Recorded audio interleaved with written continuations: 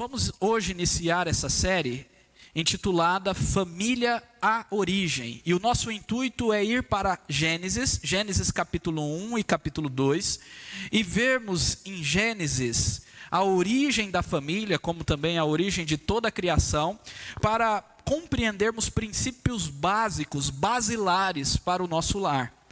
Esse mês de maio é conhecido como o mês da família, o mês das noivas, o mês das mães, o mês de vários aniversários, né? Haja mês com tanto aniversário, né? Então esse mês de maio é um mês muito especial, um mês onde nós vamos aprender sobre família. E hoje nós vamos para os versículos 26 e 27, apenas 2 versículos, e vamos falar sobre a imagem de Deus, especificamente a imagem de Deus no homem e na mulher. Então o intuito é ver mesmo o aspecto da criação do homem e da mulher, e vermos na criação princípios básicos para o nosso casamento. Então Gênesis capítulo 1, versículos 26 e 27. E eu vou estar lendo aqui para os irmãos, eu já trouxe aqui nos slides, na versão que nós vamos utilizar a partir de agora. O texto diz o seguinte: E disse Deus, e Deus disse: façamos o ser humano à nossa imagem, conforme a nossa semelhança. Tenha ele domínio sobre os peixes do mar, sobre as aves dos céus, sobre os animais domésticos, sobre a terra e sobre todos os animais que rastejam pela terra. Assim Deus criou o ser humano, à sua imagem, a imagem de Deus o criou, homem e mulher os criou. Amém. Vamos orar mais uma vez? Pai querido, obrigado a Deus por esse texto. Essa verdade maravilhosa da criação do homem e da mulher, da nossa criação. Nos dê entendimento, nos dê fé para compreender essas verdades da Tua palavra. Verdades que são fatos históricos, verdades que são a base da nossa crença, da nossa visão cristã de mundo, e nós possamos compreender para nos ajudar a viver em família, para a Tua honra e para a Tua glória, em nome de Jesus. Amém. Amém, queridos. Hoje eu quero começar com algumas questões introdutórias de todo o livro de Gênesis. E por isso que nós vamos meditar hoje em 2 versículos apenas, porque eu preciso gastar um tempo explicando algumas coisas para os irmãos. E a primeira coisa é que o livro de Gênesis diz respeito a fatos. Fatos é um termo que é aplicado àquilo que é verdadeiro, àquilo que aconteceu, àquilo que é histórico. Então, quando nós falamos que um filme é baseado em fatos reais, isso é uma redundância, porque se é fatos, é reais. Fatos é reais. Então, o livro de Gênesis diz respeito a fatos. Ou seja, o livro de Gênesis, ele diz respeito a algo que é histórico e que é real. Isso é muito importante, meus irmãos, nós entendermos. Por quê? Porque se escuta por aí que o livro de Gênesis, ou pelo menos essa parte que nós vamos ler da criação, dos 6 dias criacionais, de Adão e Eva no jardim do Éden, da queda da serpente tentando Eva, que tudo isso é um mito. É isso que se escuta, e as pessoas chamam isso da mitologia da criação. O pior não é o mundo dizer que é um mito, porque com certeza aquele que não é cristão, que não crê na palavra de Deus, faz sentido dizer que isso é um mito, não é correto?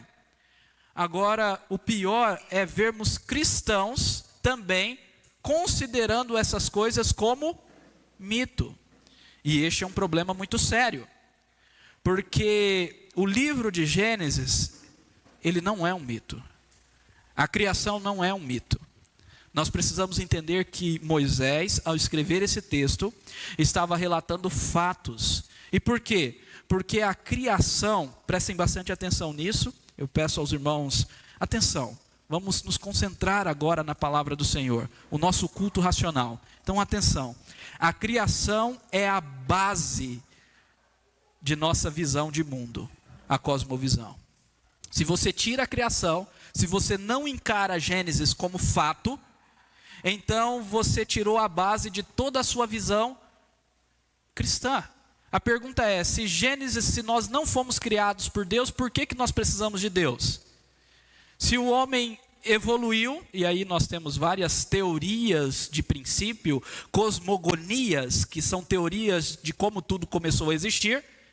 Se o homem não foi criado por Deus, então nós não precisamos de Deus. Se o homem ele veio da matéria eterna que explodiu e de repente por processo químico de bilhões de anos surgiu uma ameba, da ameba um anfíbio, do anfíbio um primata, do primata um ser humano.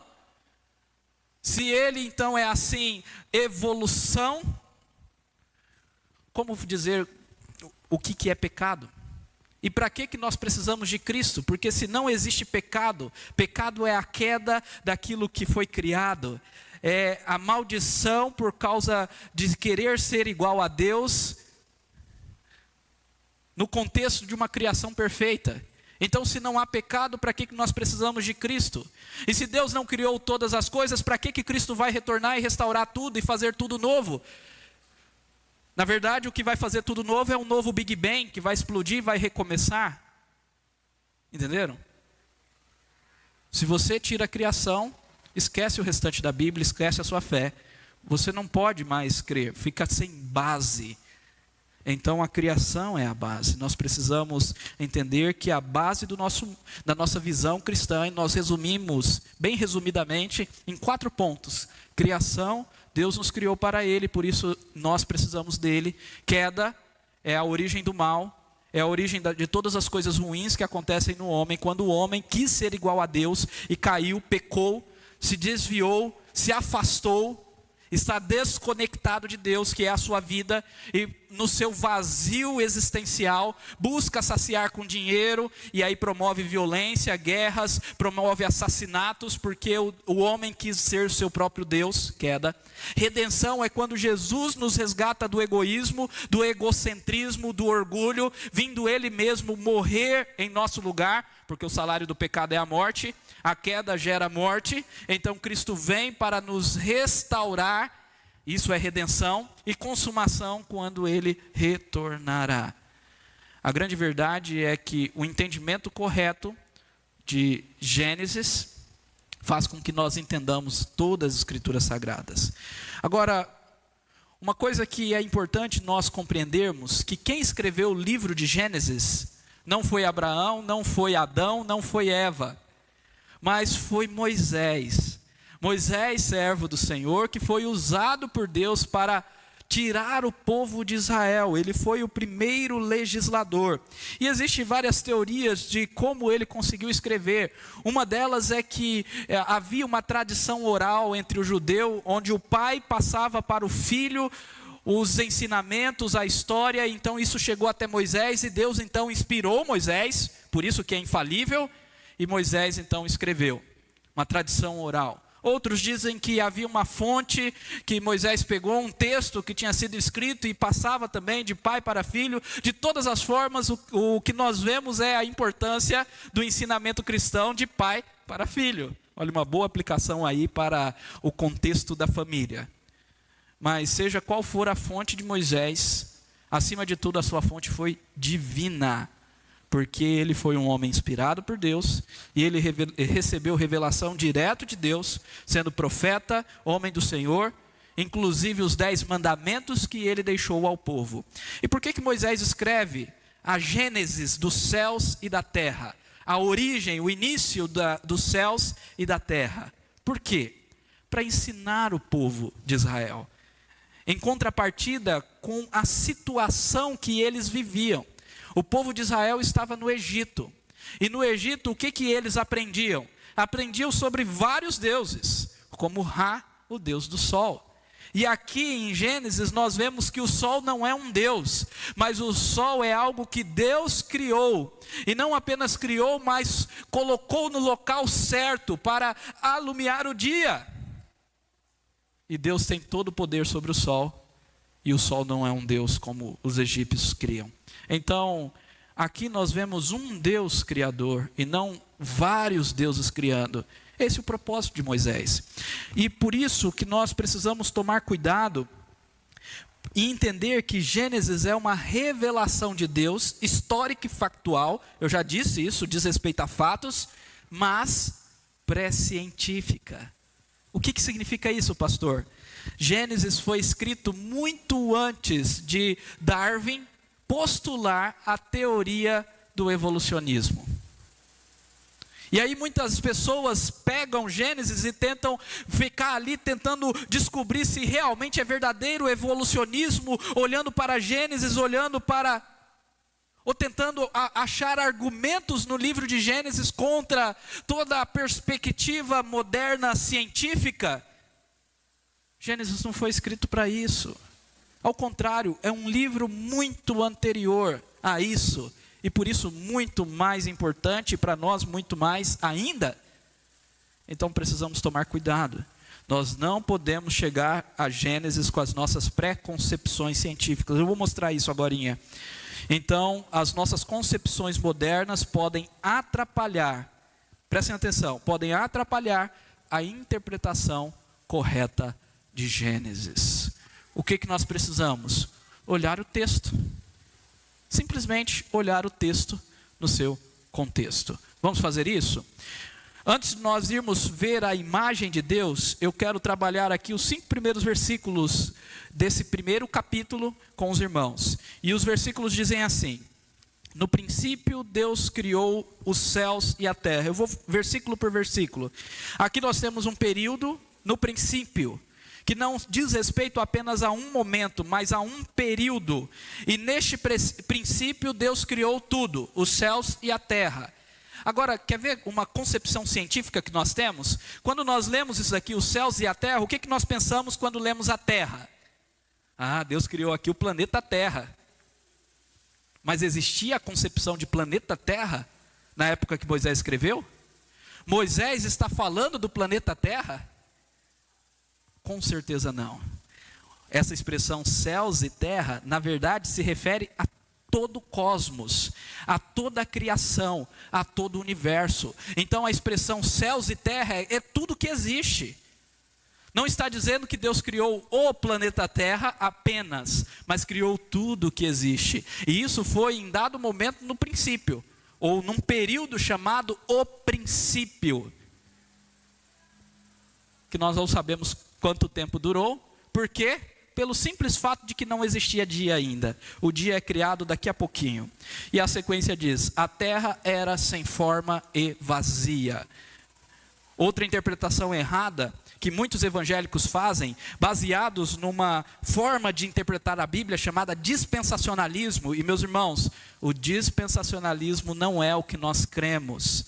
O dispensacionalismo foi popularizado por uma Bíblia chamada Bíblia de Scofield, que divide as Escrituras em 7 dispensações. Deixa eu explicar. Bíblia anotada de Scofield. A parte anotada são os comentários que ficam abaixo, feito por um homem, e não... Claro, a Bíblia também foi escrita por homens, mas não é inspirado. Foi feita em 1903. Então essa Bíblia anotada de Scofield popularizou uma heresia. E nessa heresia as pessoas leem esse texto dizendo: a terra ficou sem forma e vazia. E já explicam o texto dizendo que foi Satanás que caiu na terra, explodiu tudo e ficou sem forma e vazia. Não. Isso não está no texto, está inventando. O texto está dizendo que a terra era sem forma e vazia. Mas não que Satanás causou isso, não que Satanás foi expulso e caiu como um meteoro, não que esse meteoro foi o meteoro que destruiu e matou os dinossauros. Vocês entenderam? Interpretações erradas. Por quê? Noções científicas para o texto bíblico. Você sabe que um meteoro destruiu os dinossauros. Aí o que você faz? Ah, viu aí? A terra ficou sem forma e vazia. O que causou o meteoro? Que foi, na verdade, Satanás, que caiu expulso e matou todo mundo. E a terra, então, ficou sem forma e vazia. Mas é isso que o texto está dizendo? Ou você está inventando por causa da ciência? O texto está dizendo que a terra era sem forma e vazia. Ou seja, ainda não havia vida. Deus criou o universo, as coisas do universo, mas a terra ainda não estava sendo habitada. Pastor, como que você sabe que isso significa isso? Porque esses mesmos termos aparecem em Isaías. Isaías 45:18 diz: porque assim diz o Senhor que criou os céus, e Ele é o único Deus e que formou a terra e fez. Ele a estabeleceu. Ele não a criou para estar vazia. Olha só, a terra era sem forma e vazia. E o texto de Isaías está dizendo: Deus não criou a terra para estar vazia, mas a formou. Ela estava sem forma e foi Deus que formou, deu forma a ela. Mas a formou para ser habitada. Então a terra era sem forma e vazia. Precisava de forma para ser habitada e precisava dos habitantes. E aonde nós vemos isso? Os 6 dias criacionais. E aí agora começam os 6 dias criacionais. Eu só vou ler o primeiro dia e depois nós vamos pular para o 6º. Então disse Deus: haja luz, e houve luz. E Deus viu que a luz era boa e fez separação entre luz e trevas. Observe, há um misto entre criação, ele cria a luz, ou ele faz chegar a luz aqui aonde estamos. Antes disso, o seu espírito se movia sobre as águas, então já existia águas. Ele já havia criado, seu espírito estava se movendo. E se o Espírito Santo de Deus se move em algum lugar, significa que não é um caos. Só estava sem forma e vazia. Então não é a ideia de que a terra estava um caos. Cosmos não significa caos. Cosmos significa organização.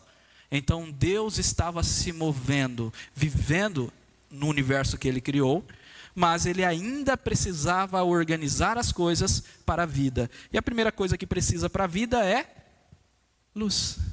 Não é verdade? Toda a vida orgânica depende da luz. E Ele diz: haja luz, houve luz. E aí Ele fez separação. Você vai ver muito isso. Isso daqui é Ele dando formato. Ele separa a luz das trevas, Ele separa o dia da noite, Ele separa a água da terra, Ele separa a água do firmamento da água que não está no firmamento. Ele separa, Ele vai organizando, Ele vai ajeitando as coisas como lhe agrada. Para quê? Para a vida.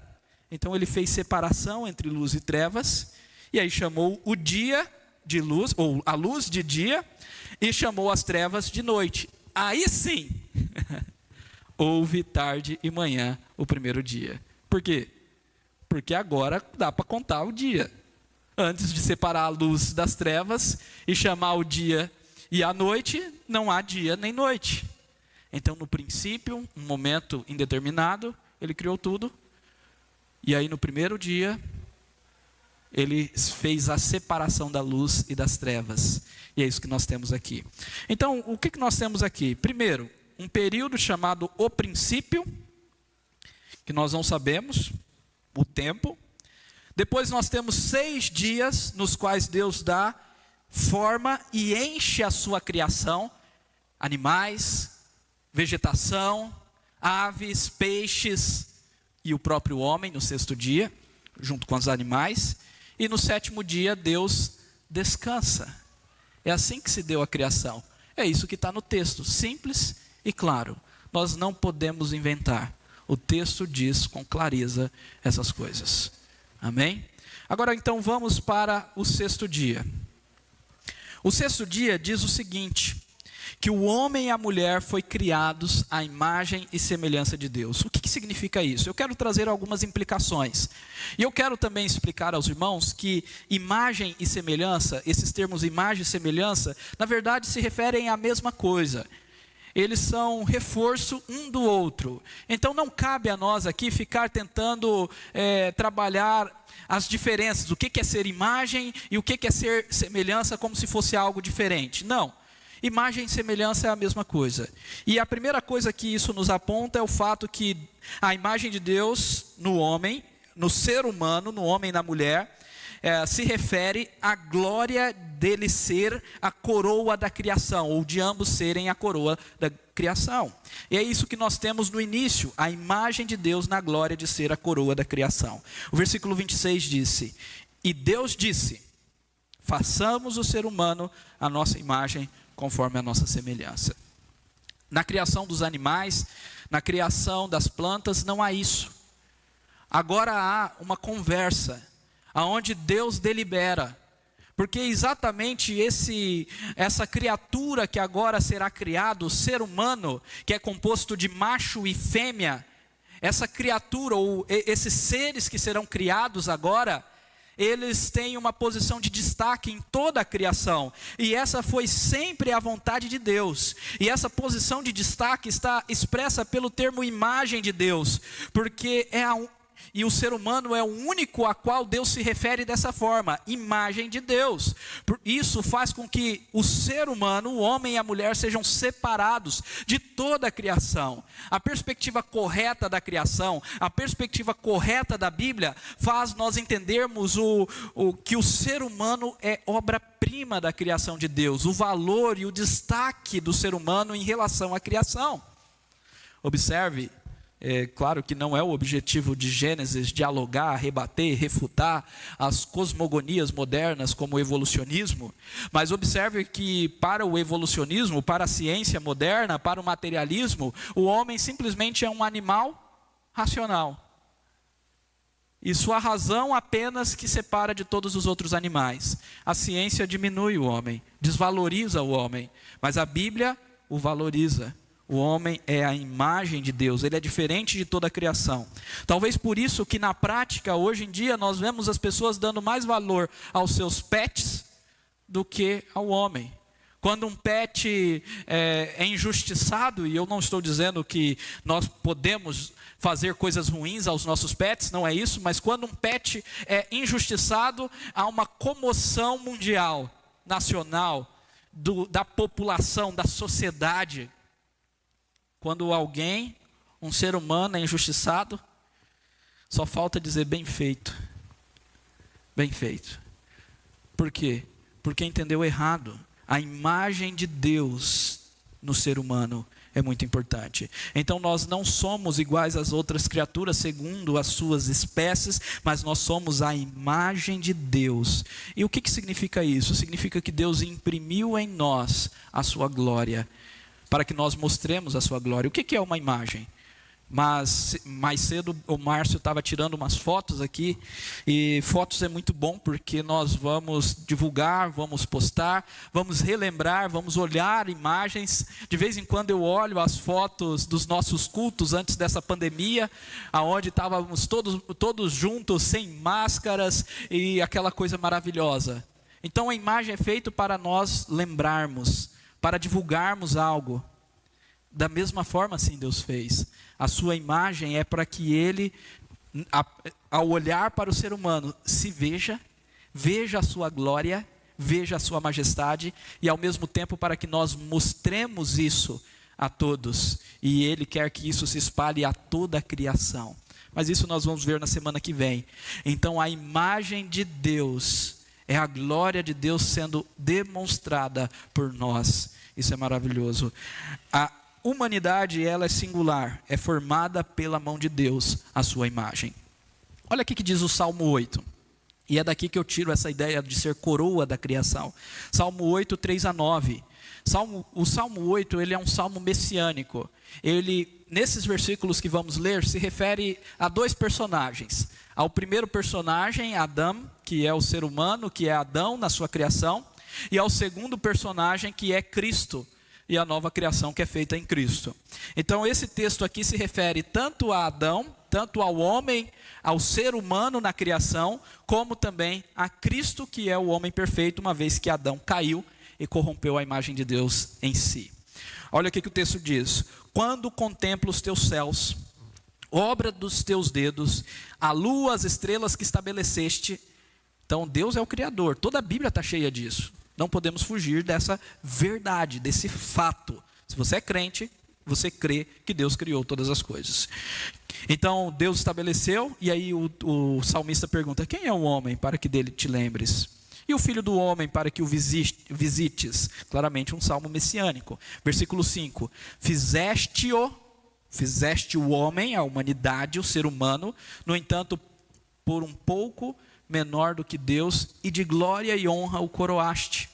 Está falando sim de Adão, de Eva na criação, mas está falando sim de Cristo, que foi coroado com glória, e de todos aqueles que são nova criação em Cristo. Deste-lhe domínio sobre as obras da tua mão, e sobre os seus pés tudo lhe puseste, ovelhas e bois, todos, e também os animais do campo, as aves do céu, os peixes do mar, e tudo o que percorre as veredas dos mares. Ó Senhor, Senhor nosso, quão magnífico é o teu nome em toda a terra. Observe, o fato de o homem ser criado para a glória de Deus, e Deus imprimir nele a sua imagem, ele foi coroado de glória e honra. E o fato do homem ter sido coroado de glória e honra, isso faz que Deus seja magnificado. Ó Senhor, Senhor nosso, quão magnífico é o seu nome. Então, de uma maneira bem simples, como que você reflete a glória de Deus? Como que você reflete a imagem de Deus na qual você foi criado com ela? Quando você glorifica a Deus, e quando as pessoas que estão à sua volta, ao vê-lo, glorificam a Deus. A pergunta é, você reflete a imagem de Deus na sua vida? Vou mais profundo, você reflete a imagem de Deus no seu casamento? Pode-se dizer que o seu casamento glorifica a Deus, quando alguém olha o seu casamento e diz glória a Deus por essa família? Ou vai dizer, nunca que eu quero ser igual a esse daí? Pensem nisso. O nosso irmão John Stott, que já está nos céus, ele diz o seguinte: como seres humanos somos racionais e temos consciência de nós mesmos. Somos seres morais, temos consciência que nos conclama a fazer o que percebemos como certo. Somos criativos, tal como o nosso Criador, capazes de apreciar aquilo que é belo, aos ouvidos e aos olhos. Somos seres sociais, capazes de estabelecer com outras pessoas relacionamentos verdadeiros de amor, pois Deus é amor. E ao nos fazer sua imagem, Ele nos deu a capacidade de amá-lo e amar outras pessoas. São todas facetas de ser a imagem de Deus. E observe essa faceta do amor. Vou ler novamente. Somos seres sociais, capazes de estabelecer com outras pessoas relacionamentos verdadeiros de amor, pois Deus é amor, e ao nos fazer sua imagem, Ele nos deu a capacidade de amá-lo e de amar outras pessoas. Por último, temos uma capacidade espiritual. Nós também vamos trabalhar isso no terceiro sermão dessa série. Nós temos uma capacidade espiritual que nos faz sentir fome de Deus. Assim, somos os únicos seres capazes de pensar, escolher, criar, amar e adorar, no sentido da adoração racional, conforme Paulo declarou. Por isso somos a imagem de Deus. Isso nos faz diferentes. Isso faz o seu esposo, o seu cônjuge diferente, porque homem e mulher foram criados à imagem de Deus. Você, homem, ao olhar para a sua mulher, veja a imagem de Deus nela. Trate-a com honra, entendendo que Deus a criou para a sua glória. Você, mulher, ao ver o seu marido não é um vagabundo, um safado, alguém que você pode desmerecer e xingar, falar coisas ruins. Ele é criado à imagem de Deus. E você não pode tratá-lo de outra maneira. Tome cuidado. Nós usamos alguns adjetivos que devem ser tirados da nossa linguagem, porque nós fomos criados à imagem de Deus. Amém? Em segundo lugar, a imagem de Deus está no domínio sobre o que foi criado. Então, em primeiro lugar, nós vemos a imagem de Deus na glória, na honra do homem como coroa da criação. Em segundo lugar, no domínio. O homem foi criado para dominar.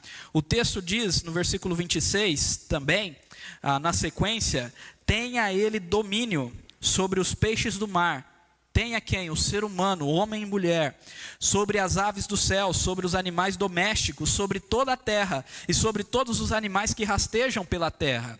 Na verdade, isso nós já nos referimos no Salmo 8, quando é dito que aquele homem que foi criado um pouco menor do que Deus, ele teria domínio, todas as coisas estariam debaixo dos seus pés. Então o homem foi criado, o ser humano foi criado como vice-gerente de Deus na criação. homem e mulher, Adão e Eva seriam os reis e o rei e a rainha de toda a criação, se não tivesse caído. Se eles tivessem se mantido fiéis, se eles não tivessem pecado, até hoje estariam vivos e seriam a realeza. Não seria a rainha da Inglaterra, a realeza mais importante do mundo, que, diga-se de passagem, vive bastante, né? Eles teriam vivido muito mais do que ela, e seriam a realeza. E não apenas eles, mas todos os seus descendentes. Porque no versículo 28, olha o que diz: encham a terra e sujeitam-na. Eu vou falar sobre o versículo 28 na semana que vem, mas observe, os filhos dos filhos iriam encher a terra e iriam sujeitar a terra. Aqui há um princípio de fazer cultura, iria transformar a terra. Deus nos deu o dom da criatividade, de pegar algo criado e mudar. Como nós vemos as coisas que estão aqui, a tecnologia, nós conseguimos pegar terra e transformar num computador. Nós conseguimos pegar movimento e transformar em energia elétrica. Por quê? Porque o homem é criativo, isso é um dom da criação. Isso Deus deu para que o homem pudesse criar cultura e dominar toda a terra. Esse é o propósito de Deus mesmo. Então sujeitem-na. Tenham domínio sobre os peixes do mar, sobre as aves dos céus e sobre todo o animal que rasteja pela terra. O homem foi criado para ser vice-gerente de Deus, tanto para cuidar da criação, como também para transformá-la. Deus criou em potência, e Ele disse: vai, façam, eu quero ver vocês criando. Eu dei esse dom para vocês, eu quero ver vocês transformando aquilo que eu criei. Eu quero ver vocês fazendo coisas e cultura, para que vocês possam viver. Isso é maravilhoso. E assim nós adoramos a Deus. Por isso que nós adoramos a Deus no trabalho. E toda vez que nós falamos sobre família, nós acabamos falando também sobre trabalho. Porque sem entender a real perspectiva do trabalho, a gente não vai entender o propósito da nossa família. Porque está muito interligado aqui. Trabalho, família, criação. E aonde nós vemos isso? Olha só. Em Gênesis 2, 19 a 20, um texto que nós vamos ler também. Deus, Ele formou então da terra todos os animais do campo e todas as aves dos céus, e Deus trouxe os animais a Adão, para que Adão desse o nome. Para um hebreu, e vamos lembrar, Moisés é hebreu, está escrevendo para hebreus, e ao destacar esse fato, ele destaca com propósito, porque para o hebreu, aquele que dá o nome é aquele que tem autoridade sobre. Então, se Adão que está dando o nome, Deus está mostrando: você é o rei desses animais. Você é o meu vice-gerente, o meu vice-governador. Você tem domínio e autoridade sobre toda a criação. É você que vai nomear. Deus não nomeou. Olha que coisa mais maravilhosa e significativa. Deus poderia dar nome a todos os animais. Já criar com uma plaquinha assim, escrito no pelo. Evitaria alguns nomes esquisitos que nós temos hoje. Mas não. Ele trouxe ao homem e disse: você que vai dar o nome. Então Moisés, então Adão deu o nome aos animais. O texto diz: trouxe-os a Adão para ver que nome lhes daria. E o nome que ele desse a todos os seres vivos, esse seria o nome deles. E o homem deu o nome a todos os animais domésticos, às aves dos céus e a todos os animais selváticos ou selvagens. Aqui demorou bastante, né? Não vamos pensar que foi um dia só, uma hora apenas. A todos, provavelmente mais de um dia. E aí depois que ele terminou essa tarefa primária da criação, não sei quantos dias demorou, então Deus viu que não se achava uma auxiliadora que lhe fosse idônea. E Deus então vai criar a mulher para Adão. Mas esse é um assunto para outro momento. Observe, Adão ele tinha um papel de autoridade sobre os animais. Aonde ele perde esse papel de autoridade? Quando ele submete a uma cobra.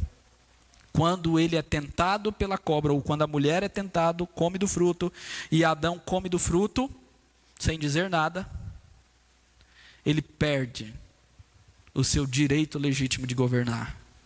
E ele concede esse direito a Satanás.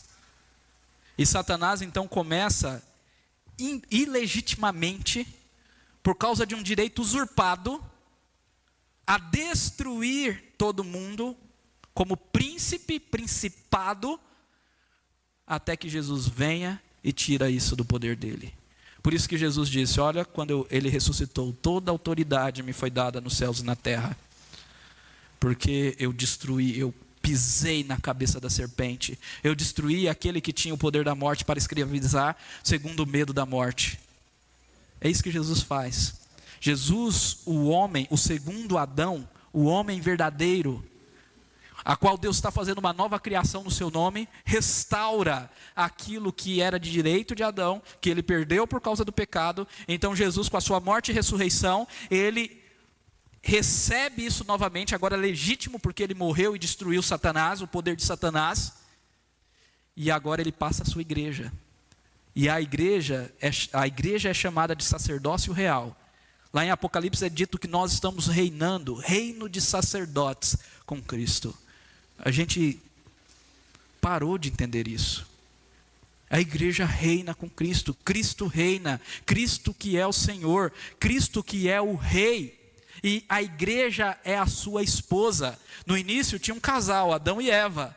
Agora tem também um casal, Cristo e sua igreja, que reina e reina eternamente. Aleluia. Então, o que nós temos aqui? A autoridade foi dada ao homem. E nós precisamos compreender que Cristo resgata essa autoridade e nos dá. Em terceiro lugar, a imagem de Deus na união do homem e da mulher. Essa parte eu fiquei pensando um pouco como descrever isso daqui. Porque o versículo termina, o versículo 27, ou essa passagem termina no versículo 27 dizendo: assim Deus criou o ser humano. A sua imagem, a imagem de Deus o criou. Homem e mulher os criou. Ou seja, Deus criou homem e mulher à sua imagem. E Deus criou macho e fêmea à sua imagem. O ponto aqui é que o homem espelha a imagem de Deus quando ele, casado, homem e mulher, dentro do contexto de casamento, eles glorificam a Deus e cumprem a função primordial que está aqui na origem. O que é? O trabalho, o cuidado da criação e, como nós vamos ver na semana que vem, o crescer e multiplicar, justamente para multiplicar a imagem de Deus a todo mundo. Então o casamento tem uma importância fundamental. Por isso que ele diz, não é bom que o homem esteja só. Agora, observe que antes, eu pulei essa parte, mas lá no versículo 26 é dito, façamos o homem. Está no plural, primeira pessoa do plural. Façamos quem? Quem que está conversando aqui? É Deus com os anjos são criadores? É Deus com uma outra criatura celestial? Não, Deus está conversando consigo mesmo. E aqui nós encontramos reflexo daquela doutrina maravilhosa que nós chamamos doutrina da Trindade, ou da verdade que o nosso Deus é triuno, Deus Pai, Deus Filho e Deus Espírito Santo. Então Deus está criando o universo e as três pessoas da Trindade, Pai, Filho e Espírito Santo, como nós vemos em João, que Jesus ele esteve no princípio, sem ele nada do que foi feito se fez, e como o Espírito de Deus pairava por sobre as águas, então ele está na criação. Então as três pessoas estão criando, e no contexto do homem eles estão deliberando e decidindo criar o homem à sua imagem. E aí o Tim Keller, ele tem uma aplicação muito legal. Ele diz, se este mundo foi criado por um Deus triuno, relacionamentos de amor são a essência da vida. Olha só, se esse mundo foi criado por um Deus triuno, relacionamentos de amor são a essência da vida. Se por toda a eternidade, sem que tenha havido início ou fim, a realidade suprema é uma comunhão de pessoas, três pessoas, que conhecem e amam umas às outras, então a realidade suprema tem a ver com um relacionamento de amor. Uau! E por isso que Deus criou homem e mulher, porque o relacionamento do homem e mulher espelha o relacionamento de Deus com o seu povo. E porque homem e mulher, dois, e Deus é o terceiro. implica no espelhar a imagem de Deus e na glória de Deus, e como Deus é na Trindade, no seu ser, na essência do seu ser. Relacionamentos de amor são a essência de toda a vida. Aleluia. E então, homem e mulher os criou. E eu já falei isso, que o casamento reflete a glória de Deus. Deus criou homem e mulher, e claro, aqui o contexto está falando de casamento, é isso que nós vamos ver no final de Gênesis 2. Por isso deixa o homem pai e mãe, se une à sua mulher, tornando-se os dois uma só carne. E homem e mulher foram criados para espelhar a glória de Deus, e para exemplificar como que é este relacionamento entre Deus e o seu povo. E aonde nós temos isso? Efésios capítulo 5, versículos 22 até 33. Nós não vamos ler esse texto, mas leitura para casa. Leia lá. Veja como ao marido é exigido que ame a mulher como Cristo amou a igreja. A mulher é exigida que se submeta ao seu marido como a igreja se submete a Cristo. E como Cristo purificou e santificou a igreja, assim também é exigido ao marido. Então há uma questão aqui de refletir a glória de Deus, o amor de Deus pelo seu povo e quem Deus é. Por isso tem que ser dessa forma. O Stott, ele diz o seguinte: uma bela verdade claramente afirmada desde o princípio, ou desde o primeiro capítulo da Bíblia, é que a heterossexualidade é propósito de Deus na criação, e que homens e mulheres são iguais em dignidade e valor diante de Deus. Observem, são iguais sim em dignidade e valor, mas são diferentes, são de sexos diferentes. Então tem sim as diferenças, tem funções e papéis diferentes, mas em dignidade e valor são iguais. Ambos foram criados à imagem de Deus, ambos igualmente compartilham da administração da terra. Ambos são rei e rainha, são da realeza, para a glória de Deus, a coroa da criação. Aleluia. Meus irmãos, eu quero concluir com algumas coisas que eu já venho falando, mas que nós precisamos compreender. Vimos então as implicações da imagem de Deus, e eu estou tentando sempre afunilar para a visão do casamento. Agora, uma coisa que é importante nós compreendermos é que, em primeiro lugar, são duas coisas que eu vou destacar. Houve uma corrupção da imagem de Deus por causa do pecado. Gênesis 3, temos a queda. Dessa vez, nessa série, nós não vamos chegar a Gênesis 3, mas nós já tivemos uma série onde exploramos Gênesis 3, criação e queda. Então depois você pode procurar essa série, foi transmitida também, para que você entenda um pouco mais sobre a queda. E na queda o que nós temos? A corrupção da imagem de Deus no homem. Entenda, o homem não perdeu a imagem. O ser humano não perdeu totalmente a imagem, ela ficou corrompida, ela ficou astigmatizada, não dá para ser enxergada por causa do pecado, do egoísmo, do egocentrismo. Porque o homem quis ser o seu próprio Deus, porque o homem, na sua vaidade, no seu orgulho, se rebelou contra o Criador do universo. E isso é o mal também, inclusive dos casamentos. O pecado é o grande mal de todo e qualquer relacionamento. Então, Romanos capítulo 1, versículos 18 a 27, lá nós temos um texto para você também ler em sua casa. Lá nós temos a ira de Deus sendo revelada contra os homens que mudaram a glória de Deus, que perverteram a glória de Deus. O texto diz, versículo 23, que trocaram a glória do Deus incorruptível por semelhança de imagens, ou ao ser humano corruptível, às aves, aos quadrúpedes e aos répteis. E no versículo 25 é dito: eles trocaram a verdade de Deus pela mentira. Esse é o grande ponto. E por isso corrompeu a imagem de Deus. Eles acreditaram na mentira da cobra e não na verdade de Deus. E toda vez que você acredita numa mentira e não na palavra de Deus, e aqui é um chamado à fé, isso é pecado, isso é idolatria. Então eles acreditaram na mentira, e eles passaram a adorar e servir a criatura no lugar do Criador, o qual é bendito para sempre, amém. Por isso, por causa disso, olha só, olha como Romanos conecta inclusive esse rompimento na criação de homem e mulher. Por causa disso, Deus os entregou a paixões vergonhosas, porque até as mulheres trocaram um modo natural de relações íntimas por outro, contrários à natureza. Da mesma forma também os homens, deixando o contato natural da mulher, homem e mulher foram criados à imagem de Deus, se inflamaram mutuamente em sua sensualidade, cometendo indecência, homens com homens, e recebendo em si mesmos a merecida punição dos seus erros. É a corrupção por causa do pecado. Entenda que o pecado é a origem de todos os males no seio do casamento e de toda a criação. Agora existe uma verdade maravilhosa que nós não podemos terminar sem falar: a restauração que Jesus está fazendo de toda a criação, a restauração da imagem na redenção em Cristo Jesus.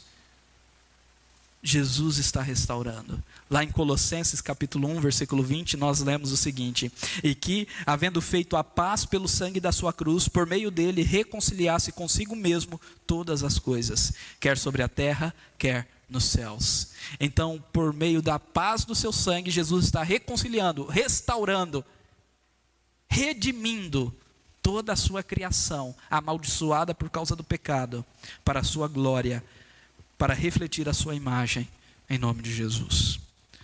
Como colocar isso em prática? Eu vou fazer algumas afirmações aqui e vou fazer algumas aplicações relacionadas ao casamento. Então, bastante atenção. Primeiramente, nós aprendemos hoje que o homem e a mulher foram criados para refletir a imagem de Deus em todo o universo criado. Em todo o universo criado, fomos criados para refletir a imagem de Deus. A pergunta é: em seu casamento, ou em sua vida, no seu trabalho, entenda, isso aqui não é só para casal, é para qualquer cristão. Em seu casamento, em sua vida, em seu trabalho, na sua amizade, você está refletindo a imagem de Deus? Especificamente no casamento, observe que se nós somos a imagem de Deus, nós precisamos tratar um ao outro com honra. Pedro entendeu isso ao dizer aos maridos que tratem as suas esposas com honra, porque elas são a parte mais frágil e são co-herdeira da mesma graça. E Pedro ele vai adiante: se vocês não tratarem as suas esposas com honra, não tratarem sem amargura as suas esposas, Pedro diz, as suas orações serão interrompidas. Tem muito homem aí bruto que trata a sua esposa ignorantemente e se veste de falsa religiosidade. Está errado. Tiago diz: se você não cuida dos da sua própria casa, você é pior do que um incrédulo e você perdeu a fé. Não sou eu, é Tiago. É Pedro que está dizendo, 1 Pedro capítulo 3, versículo 7. Tratai com honra a sua esposa. Por quê? É a imagem de Deus. Claro, meus irmãos, isso não é aplicado somente aos esposos. Mas esposa, trate com honra o seu marido, não fale mal dele para ninguém. Você sim conhece do seu marido, você conhece o mais profundo, o mais feio, também o mais bonito, porque você convive com ele. Então pare de espalhar os erros, as coisas feias do seu marido por aí, para suas amigas, em fofocaiadas. Pare.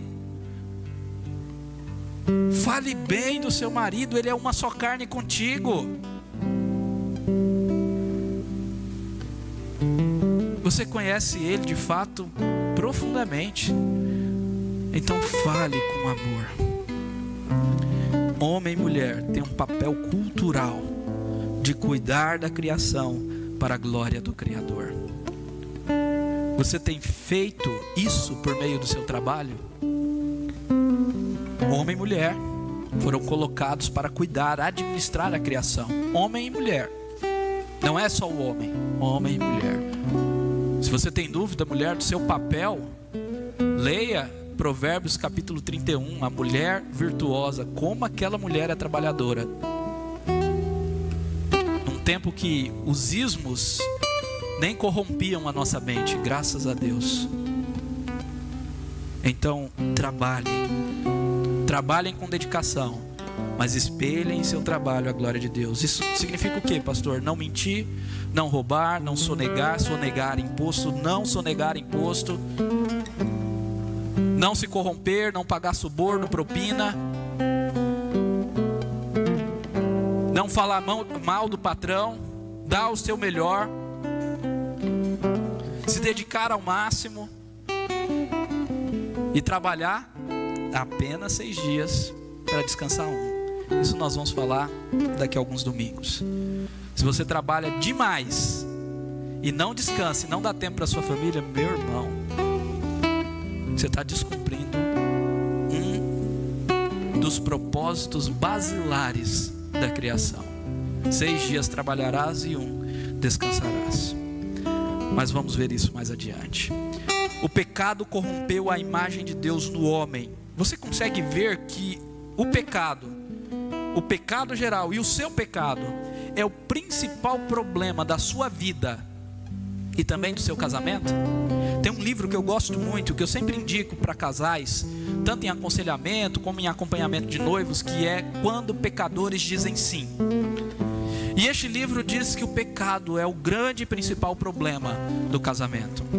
Reconhecer isso não é fácil, mas nós precisamos reconhecer para buscar Cristo, o Evangelho, porque só Cristo e o Evangelho têm resposta contra o pecado. Por isso esse último ponto: em Cristo podemos voltar a brilhar a glória de Deus, a imagem de Deus.